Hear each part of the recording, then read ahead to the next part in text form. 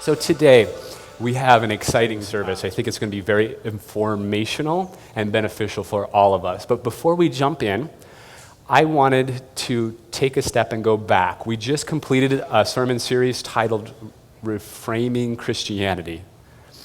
And in that, we asked, what does it mean to be a Christian? And so we talked about hell and different ways of viewing hell. And then we had a guest speaker, Mark Johnson, who came in who talked about the prodigal son story and how that can shape our understanding of God. And we talked about different views of God. And if you were here last week, we had Brian McLaren, who I think shared a very timely message of not being conformed to this world, but being transformed by the renewing of our mind. And I wanted to tie all of this together by saying the one question that we wrestled with was, what does it mean to be a Christian? And Brian McLaren answers this in his book, and it's one of the ways that I'm extremely passionate about. The following way: Christianity is about following a way of life, not just a system of beliefs. And that frames, I think, a lot of what we do here at One Church. And it's a lot of my passion, because I grew up with a tradition where Christianity was all about having the correct doctrines, and that's what it meant to be a Christian. And now reframing that and understanding that actually being a Christian really is being a follower of Jesus. They used to call them disciples of Jesus. And that's what it means to be a Christian. That's not to say that beliefs aren't important at all, because they influence us a lot. What we believe about things influence us, but they're not the center or the core of what we believe it means to be a Christian. And so at One Church, we can say questions and doubts welcome. And we're not what you would call like a doctrinal church. We don't expect you to check off 25 different things and then you're welcome here, right? We say you're welcome here if you buy into our core values and you really learn to become a better follower of Jesus. So Jesus taught us that forgiveness is better than unforgiveness. It's better to live with others in mind than it is to become a selfish person full of greed. Does that make sense? And so that's what reflects a lot of what we do here at One Church and what I think it means to be a Christian. All right? So that's kind of tying that series up together. Now I'm going to invite Michelle to come on up. We're going to transition here for a moment.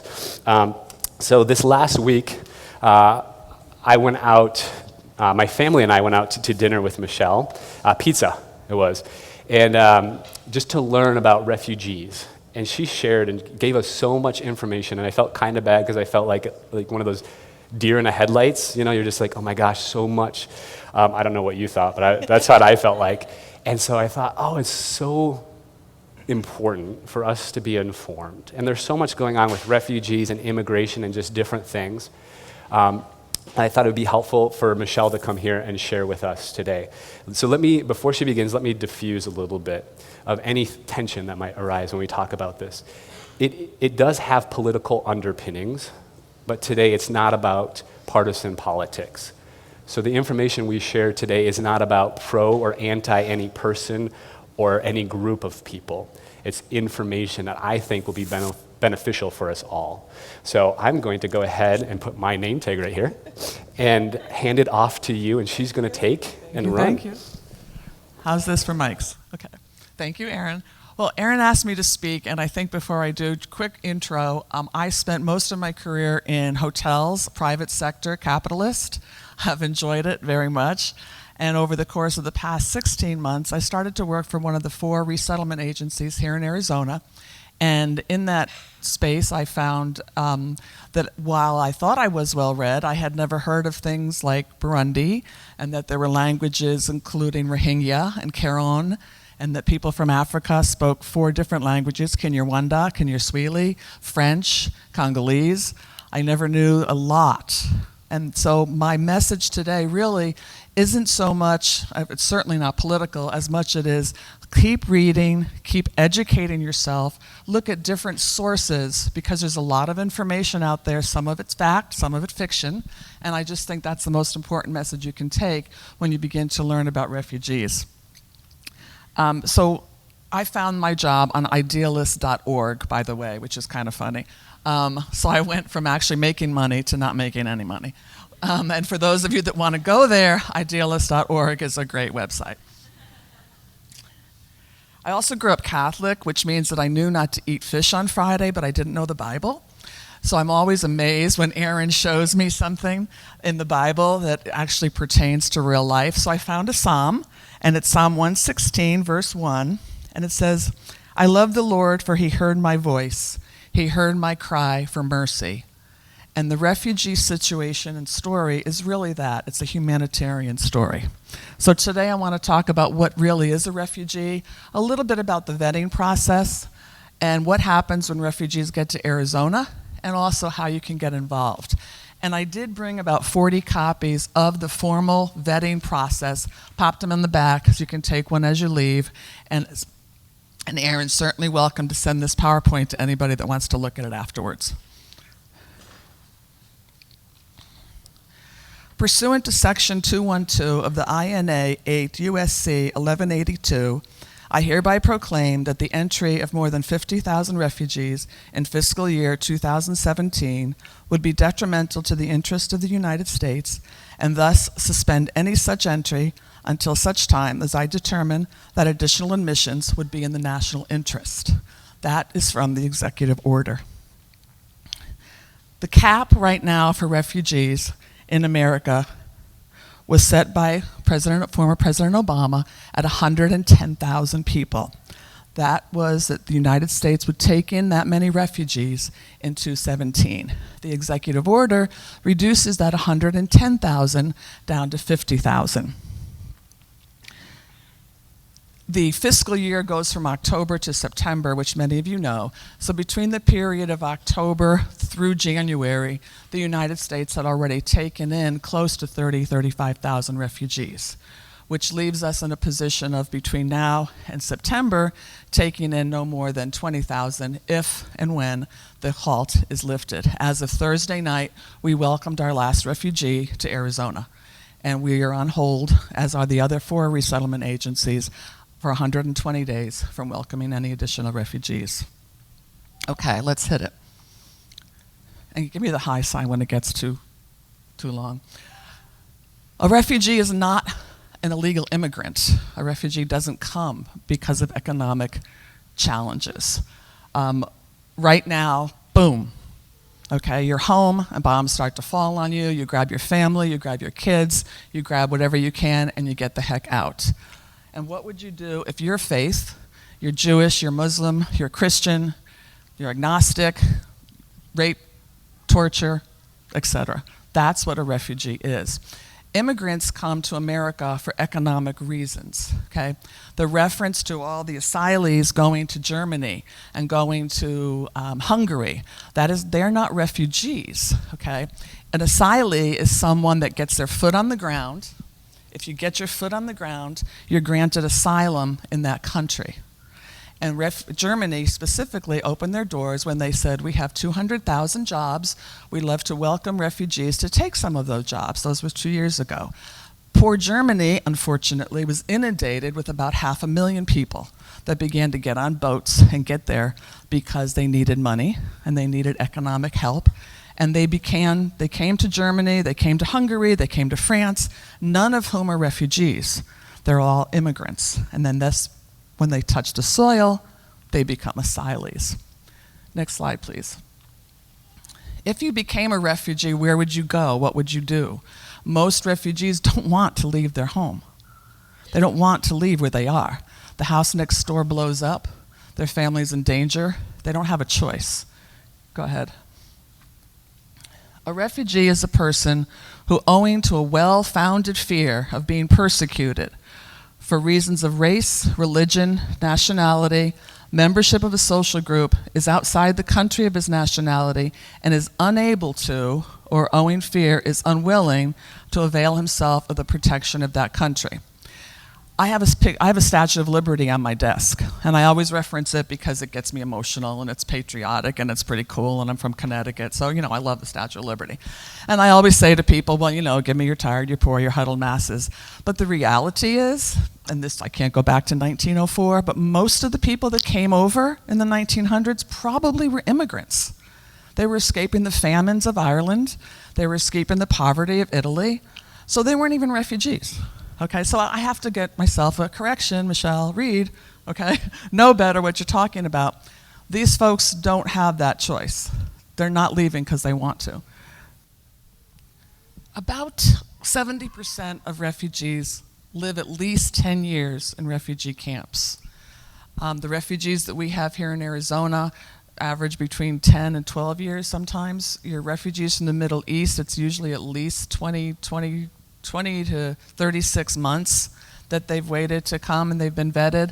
Your refugees from the Congo usually wait a lot longer, anywhere from 5 to 10 years. And some of these other African countries, there goes the contact lens, oh well.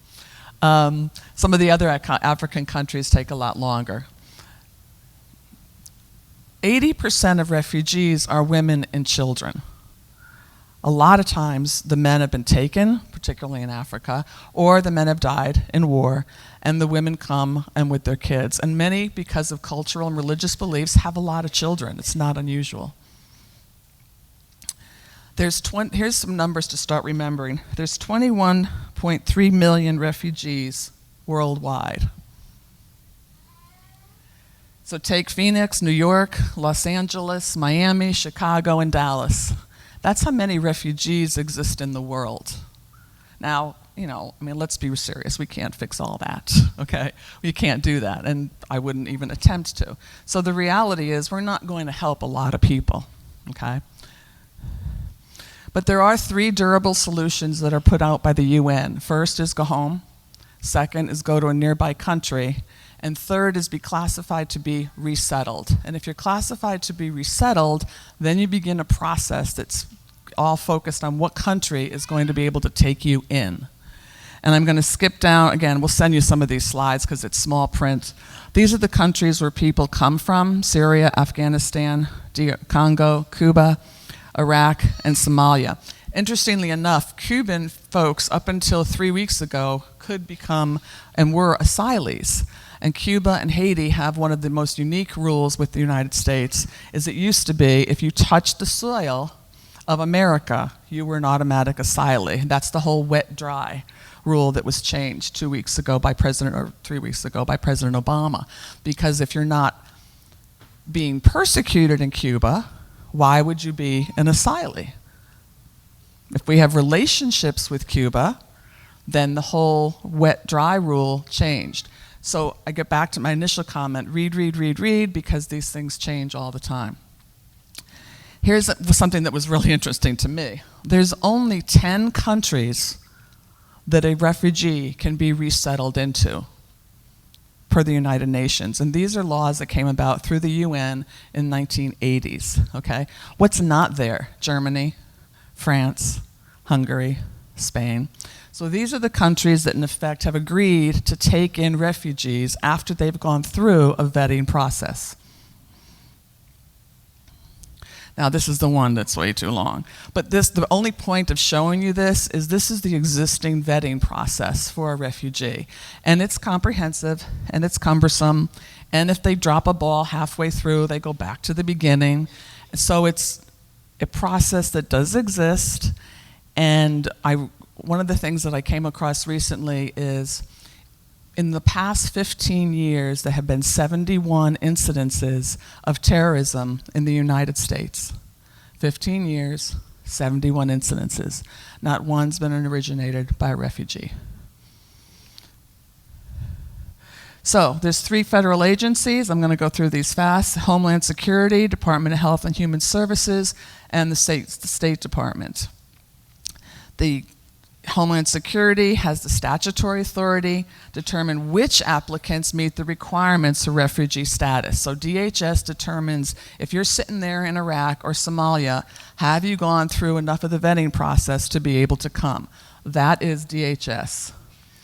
Next, the Secretary of State coordinates everything from, now do you have any diseases? Can you come? Do you have any resources? How are you going to get over here? And then the Human Resource, HHS, Department of Health and Human Resources, determines if they're going to have any money. Now, I read an interesting thing from a friend of mine she asked me via text. She said, I really want to defend refugees, but I understand when they come to America, they get $60,000, health care for life, and free room and board. And before I even had a chance to respond, which was kind of cool, another friend of mine who was a refugee basically said, ha ha ha, I wish. when we came here, we had absolutely nothing. They get $900 per refugee. So if I come with my daughter and my other daughter, that's 3 of us, we have $2,700 to last us, period. That $2,700 has to pay for our rent. And so us as a resettlement agency, part of our job in delivering core services is we got to get you a job.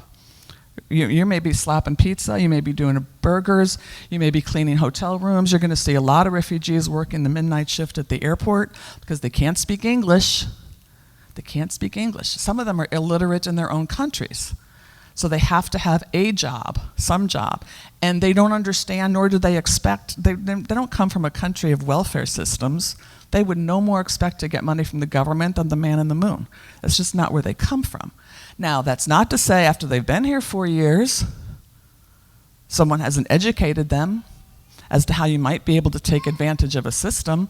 This is the capitalist part of me, okay, that says, okay, but the reality is these people that come here, they want to work, they want to raise their kids, and like our great-great-great-great-great-grandparents, because I'm really young, so they have to go back 6 generations, it's the kids that are going to make the difference. They don't expect to do really well. They expect to do it for their kids. Okay, next slide. Just currently process, again, Counterterrorism Center, FBI Screening Center, DHS, DDD, and most of the details of security checks are classified. Go ahead. Now, this is important because I just want to give you an idea. I referred to these numbers earlier. Fiscal year 2017, the original order by President Obama was that 110,000 refugees would be allowed in the U.S. The executive order that I read to you changed that to 55,000. Put a 4-month hold on any refugees, but separately reduced the number to 55,000. Separately dealt with the 7 Muslim countries and visas. So there's a lot in that. There's also was an addendum added to that executive order just before it was published that changed the current status, which is that it's a federal issue, and is proposing that it also could be a state issue. In other words, about a year ago, I think Governor Ducey had a thing about refugees, and he said, no, they can't come. He couldn't say that. He couldn't say that because it's a federal issue. Now the executive order, and I haven't seen that version, so I encourage you to read it yourself, but now that federal order has been changed so that the states might have an option to impact the refugees that come into their state. Since 2005, Arizona has taken in about 4,000, we've taken in more than 60 languages, 50 countries of origin, and in 2016, we took in 4,110 refugees.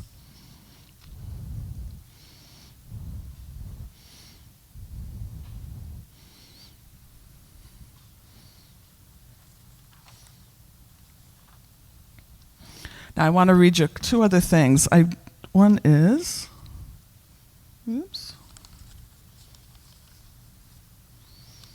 I work with women in our program, and Latifa and Farouz are a couple that I work with. They're from Afghanistan, and Latifa and Farouz came here in December of 2015.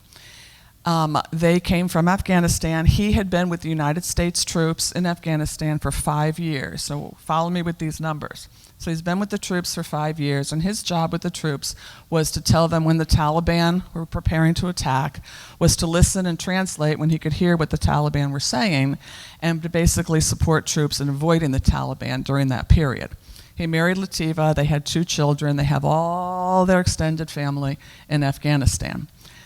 After 5 years, of course, American troops began to withdraw from Afghanistan, and so Farouz and his family applied for SIVs, which are special immigration visas. He had to wait an additional 2 years of vetting in order to be able to come to the United States. Even as an SIV, he still had to go through a 2-year process. He and Latifa came. They are here.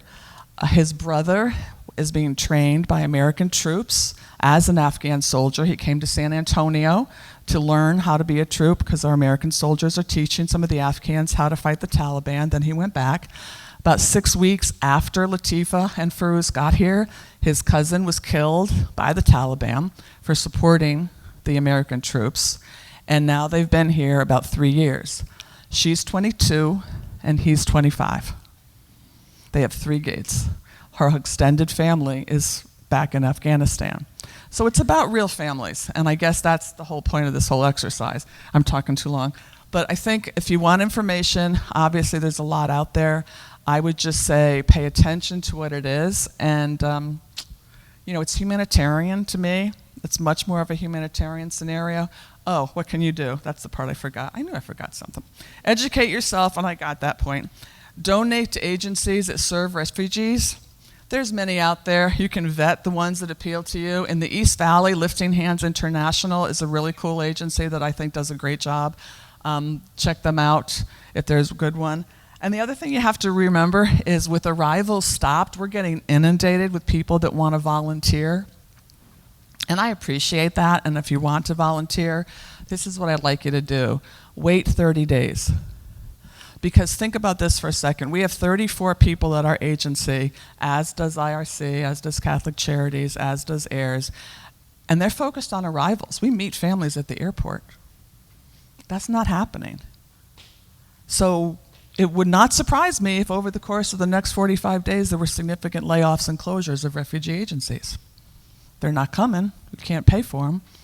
So I want you to volunteer, I want you to educate, but don't be upset if right now we don't know what's going on, because we really don't know what's going on. And we're trying to just struggle day by day and take care of the families that are already here. Thanks.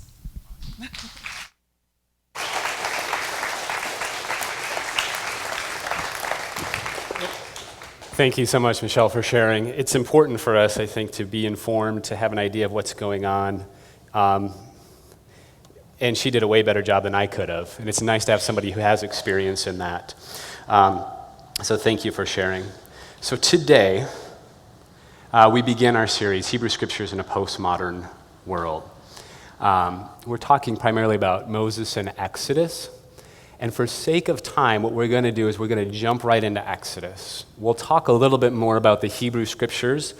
When I say Hebrew Scriptures, what I mean is what most Christians, they'll refer to it as the Old Testament. The Bible is divided up into Old Testament and New Testament.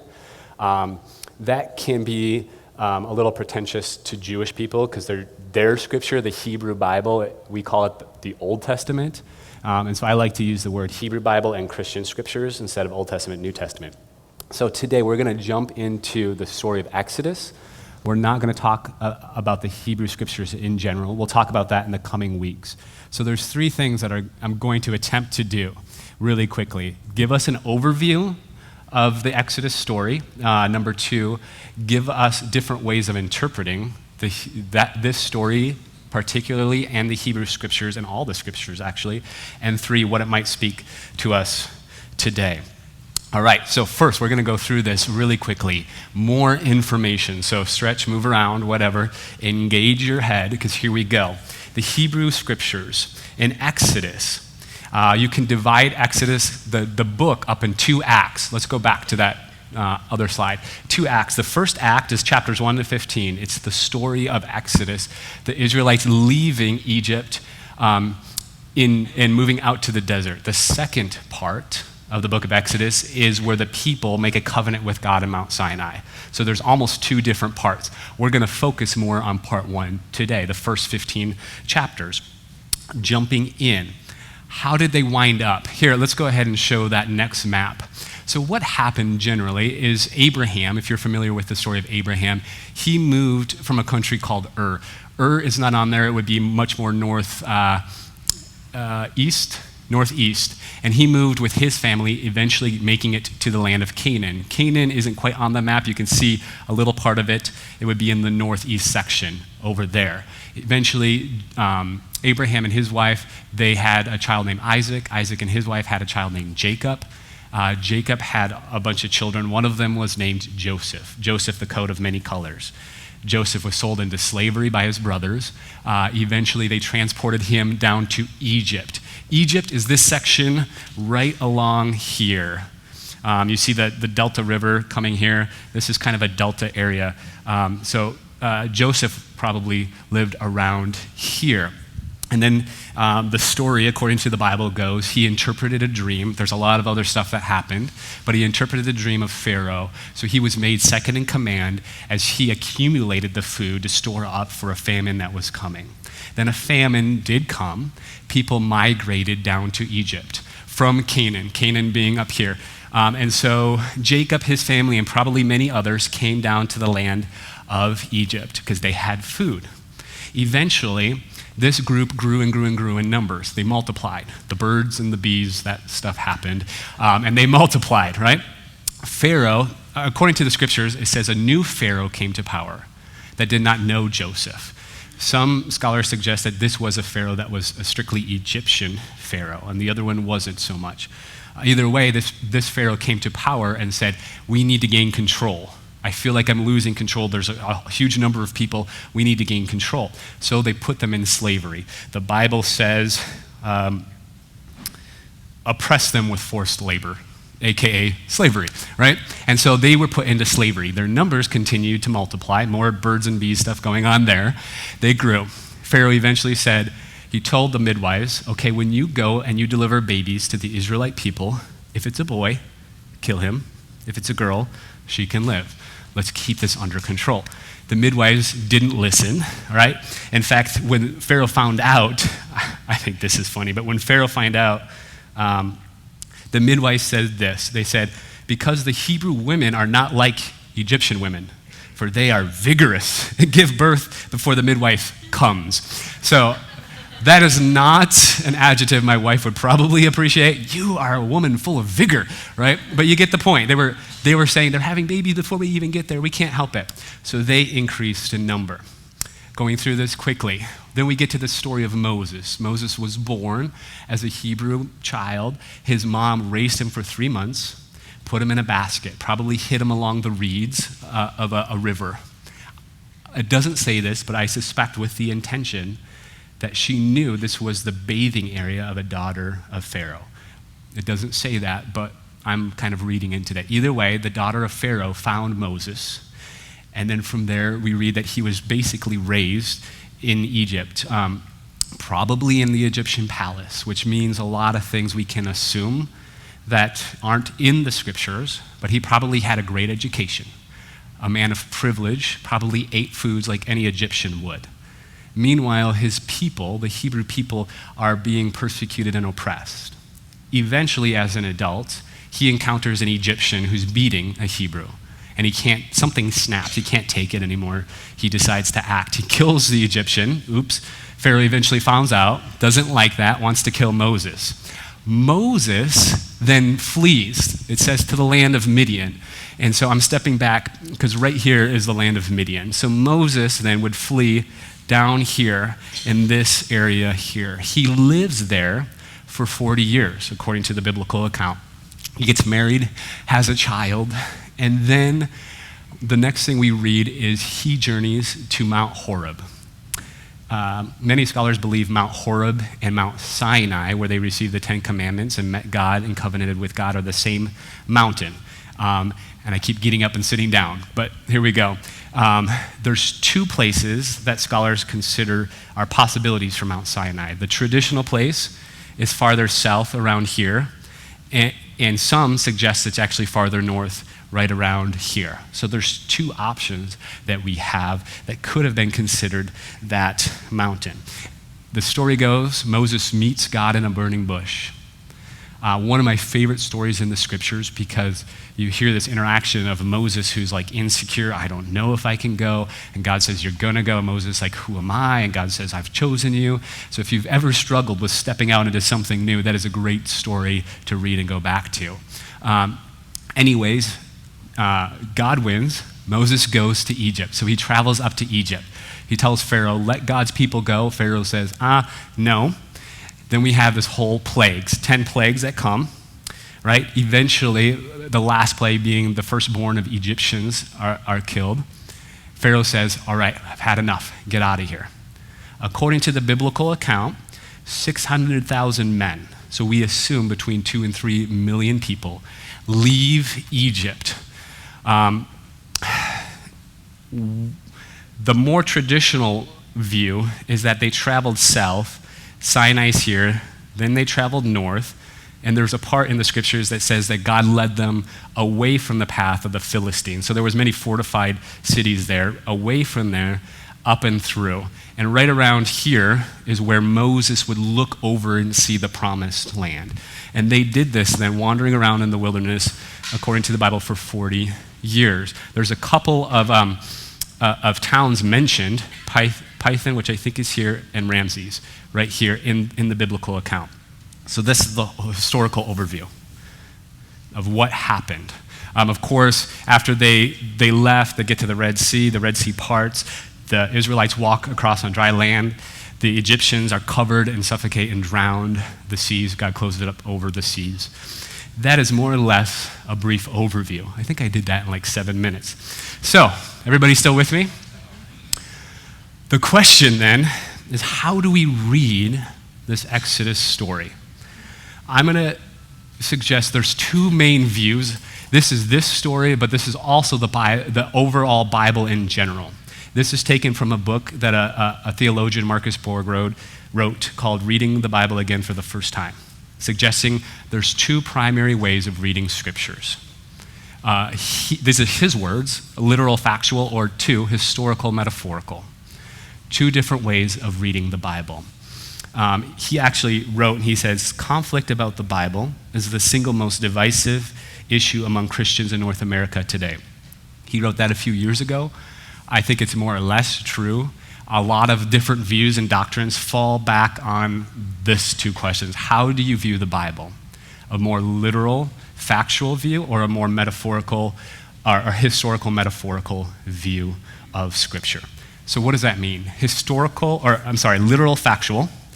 People who advocate and believe Scripture this way believe the Bible is to be interpreted literally unless it's very clearly a metaphor. It's a dream. It's a poem. Everything else is meant to be taken literally. That means the Exodus story happened exactly as the Bible says, which is pretty extraordinary. A lot of crazy things happened. Seas parted. Plagues came. Everything is meant to be read as it happened, right? This was the tradition I grew up in. This was how I read the Bible. It's also how I've attended several different schools. I got a bachelor's degree in biblical studies. It's how that school trained me to read the Bible, a literal historical view, okay? Number two, the second way is the historical metaphorical view. And people who view the Bible this way believe that many parts of the Bible cannot be taken literally, either as historical factual or as expressing the will of God. And many people in this view would say some of the Bible was historically accurate, some of it was metaphor. For example, they would probably take the creation stories as completely metaphor, right? Some of it was history wrapped in metaphor. Everybody following? You can almost divide the Christian tradition in these two parts. In most evangelical and conservative forms of Christianity and fundamentalists will read the Bible literal, factual. Most mainline churches and many Catholic churches, mainline meaning Methodist, Episcopal, Disciples of Christ, United Church of Christ, Evangelical, Lutheran Church, will read it more historical, metaphorical, right? So there's two different views going on. The historical metaphorical view of the Exodus story would suggest it's probably rooted in history, and some of it happened, and some of it didn't. You could see probably why the historical metaphorical view would be offensive to the literal factual view, right? You could see where that would strike a chord that for them, they would see the Bible, those historical metaphorical views, as watering it down or lowering the Bible and not taking it seriously enough. I don't agree. I think both groups try to take it seriously, just very different ways of viewing the Bible. So, since I think the literal factual view is one that's very easy to understand, you just read through it straight in the Exodus story, what are some questions people who read the Bible in the more historical, metaphorical view would ask about this story? What are some things they would look into that would lead them perhaps to not read it as so historical? Everybody still with me? Thank you. One question or a comment. We don't have any ancient sources, or including any Egyptian sources, that even hint that an event of this scope happened. So a band of slaves, numbering 2 to 3 million people, march out of Egypt after their God round the Egyptian army and crippled the whole empire, and there's nothing written outside of the Bible. So they would raise that question. Well, why not? Were the Egyptians just too embarrassed? Were other people around them, did they not hear about it? Or did they not care? Could have been, but it's a question posed. Another question, historians would expect to find some physical trace of 2 to 3 million people living in slavery around Egypt and the Nile, but they don't have that. The only mention outside source is an Egyptian source, I believe, that calls them,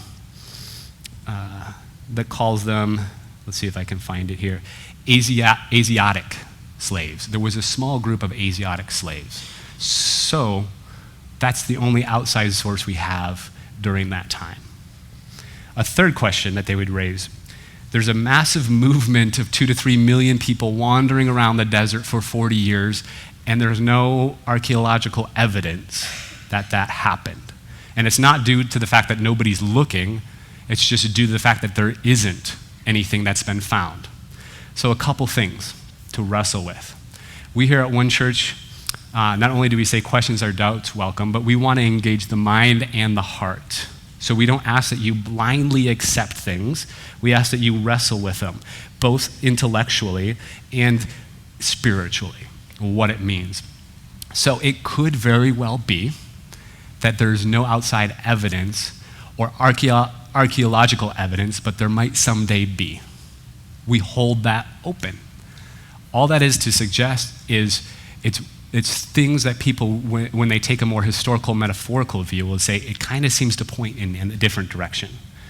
Another thing to think about is what people would call, some scholars call divine consistency, or basically you take your experience of the world, what you know of the world, and try to make sense of what happened in those accounts. In other words, do you see seas parting or these plagues happening? And if you do, how do you interpret that and understand that? And also, perhaps, how did the ancient world understand these things? We talked about this a few weeks ago, that in the ancient world, anything that happened was almost exclusively because a god or a gods or one of the gods made it happen. If it rained because the gods were blessing you. If there was famine, the gods were closing the windows of heaven and saying, no, you did something wrong, on and on and on. So if the plagues happened, they were a result of something. We see this throughout the Hebrew Bible as well, all throughout. So what this has led some scholars to conclude, and I'm going to quote here Peter Enns in a book he wrote called The Bible, this is a great, let's go back, I don't want to read it yet. So he wrote a book called The Bible Tells Me So, Why Defending Scripture Has Made Us Unable to Read It, which is just an awesome title to a book. But this is what he concluded. Now we can go ahead and read that. He wrote, I feel pretty strongly, actually, that the Exodus story has some historical basis. It wasn't made up out of thin air. Perhaps a much smaller number of Asiatic slaves, a few hundred or so, left Egypt under the leadership of a charismatic figure, made their way to Canaan. Over time, the story was told, retold, and re-retold over generations, reshaped over time, with its final version being the one we read in our Bible. This, I am very well aware that this can actually be offensive to some people who tend to read the Bible more literally, right? So this is one way of reading the Bible. One scholar has concluded this. Okay, everybody's tracking. This would be something rooted in history and wrapped in metaphor, which means then part of our job is to intellectually go through and figure out what was history and what wasn't, right? And part of it is messy. We'll step back for a moment and say we could spend our entire lives trying to figure out what happened and what didn't, what was metaphor and what wasn't. I think one of the more important and more powerful questions is the following. Why did these people tell this story in the way they told it? So there is a time to say what literally happened, what didn't happen, but I think the power lies in even more. We enter into the story. These people told these stories for a certain reason, often making very theological demands. Why did these people tell this story the way they did? So why the Exodus story then? Why did they tell the Exodus story that way? Well, I suggest two reasons. Number one, their view was God, our God, Yahweh, is stronger than your gods, the Egyptian gods. Two, God cares about the oppressed. Powerful theological statements. So our God is stronger than your God. Let's go to the next slide. I think that the 10 plagues were viewed in the minds of the people as like this epic boxing match. In the right corner, you have the God of the Hebrews, Yahweh. And in the left corner, you have the God of the Egyptians, Hapi, Heket, Geb, Kepri, Hathor. You get the point. Boom, boom, boom. Round number one, you have the Nile turned to blood. You have the God of the Hebrews, Yahweh, and you have the God of the Egyptians, Hapi, which is the God of the Nile. Well, our God just turned the Nile to blood. Knockout, boom. Round two, frogs. Heket was the Egyptian goddess of fertility, often displayed in pictures with a frog head. Round two, Heket's up. Sorry, our God rules over your God. Boom, knockout. All the way through to round 10. Who was the most powerful person in Egypt? Pharaoh. How do you get the most powerful person in Egypt to realize he doesn't have the most power? You take away his firstborn. Yahweh conquers all of those one by one by one. It's the epic boxing match of the century going on. Our God is more powerful than your God. That's how I read it, one of the ways, okay? The second then is God cares about the oppressed, which I actually think is so fascinating. I wish I wrote this because I have read it and I found it so, spoke to me so deeply. But on the following slide, I think what we find here is our liberation is linked to the liberation of others. One of the things I think, the ways I read the Bible, this story, Moses was raised an Egyptian, probably eventually said, I can't take this anymore, killed an Egyptian, then went away. What did he do for those 40 years? I think he was wrestling with something within him. Maybe it was a combination of some guilt. Maybe it was like, oh, my people are over there in Egypt suffering. I would call that God's Spirit working in his life and in his heart. And maybe he came to have a divine experience of some sort that says, no, you're going. And somehow he felt, I have to go. And in finding the liberation of the Egyptians, Moses found his own liberation because they're linked. Part of the thing I think we're realizing more and more is that we're all interconnected as humans. And so our liberation is tied into the liberation of all other people. Questions: who is the oppressed in our society today and what can we do about it? These are things I think we think about on a regular basis, and we need to keep wrestling with it. Keep wrestling. Lastly, I'm going to conclude with this. What are actionable steps we can take? 1, find something you're passionate about. 2, find creative ways you can help with your gifts and personalities. And 3, remember you're not Superman or Superwoman. 1, find something that you're passionate about. Find something. 1 or 2. One of the things right now that's really easy, especially for me, is to get so overwhelmed and feel paralyzed by all the stuff that's going on, and there's so many different issues. You have gender issues, women's rights, marriage equality, immigration, refugee, on and on and on, education, all kinds of, what are you passionate about? Find 1 or 2.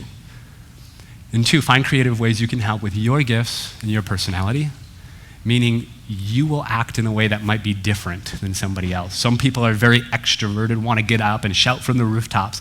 And other people, they're perfectly happy. I want to call. I want to write. Whatever your talents are, your gifting, your personality, how can you make an impact in that area? And number 3, remember, you're not Superman or Superwoman. You can't save the whole world. You can't do everything for everyone. That was a lot. So I want to go back to the other slide here for a moment. We're going to take communion. And it's interesting because Christian communion has its roots a lot in the Passover Seder, the Jewish Passover Seder, which they celebrated when they exited Egypt. So the Passover Seder represents this liberation movement from bondage to freedom, and Christians celebrate communion in much a similar way, and Jesus has set us free. Jesus has liberated us and set us free. So as we do, there's a couple of things that might be going on in your mind with all of this information. And I'd like to invite you to think of primarily 2 things. Number 1, are you invited in some way to be a part of something that you're passionate about? To break yourself open and to pour yourself out for some cause or some issue or something. Maybe that's a question for you. The other is, maybe you're breaking yourself open and pouring yourself out for so many things you just feel exhausted. So maybe today it's an invitation to get filled up and to reevaluate, maybe reprioritize. What are a couple things? I'm not Superman, I'm not Superwoman. What are a couple of things I can get involved in? And I have to say no to some things, and that's okay. And there shouldn't be any guilt for that.